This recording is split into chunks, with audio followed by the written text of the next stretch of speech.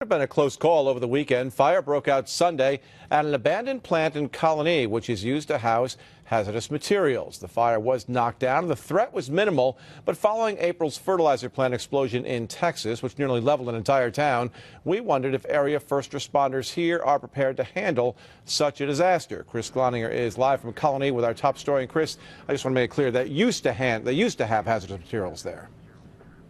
Greg, that's correct. And when we heard the call come out Sunday afternoon on the scanners, our fact finders went to work and we found on the EPA website about a 2-page report on this facility that had chromium, which is obviously a hazardous material.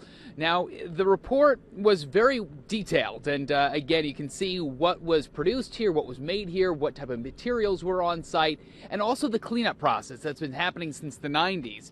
The last update, though, was in 2009, and it also says that this place is secured and fenced off from any trespassers. The fence goes up to my waist, so you can easily gain access to this facility. So it got us wondering, yes, the actual plant and the hazardous materials did not catch fire. It was in an office building, but if it did, how bad could it have been? And are there other places in the capital region that could be potential hotspots?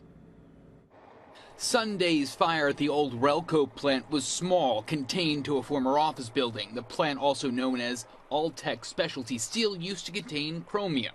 Most of the mess was cleaned up, but this isn't the only spot in Albany County with hazardous materials. We know in Albany County, for instance, there's approximately 120 reporting facilities. In the 80s, the federal government made these companies report what exactly they had on site. All facilities that have a large amount of specific types of hazardous materials to report to the local county, as well as the local fire department and the local environmental conservation agency. Commander John Layton says the location of these sites is public information, but in a world with terrorism, it isn't smart to broadcast the exact locations, but first responders are ready. We just completed a large exercise, a regional exercise, on April 22nd at the Watervliet Arsenal, where we had teams from Albany County, Saratoga County, Schenectady County, and Rensselaer County all meet together. They train for the worst-case scenario. After all, it can happen, like the fertilizer plant, which exploded in Texas, leveling a town and killing 14. Closer to home last summer, the TCI plant in Ghent, which caught fire, forcing evacuations and closing some businesses for 2 days.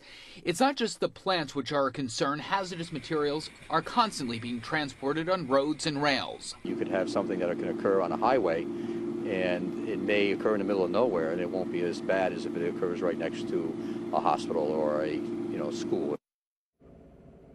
And it's also railroads. I mean, there's a rail line that goes right next to this old factory, and they said, the emergency manager told me that there are about 100 cars of crude oil that pass by every day. So there are so many things to be concerned about. Just one thing that they do have to keep an eye on here in Albany County. We're reporting live now in Colonie. Chris Cloninger, CBS 6 News.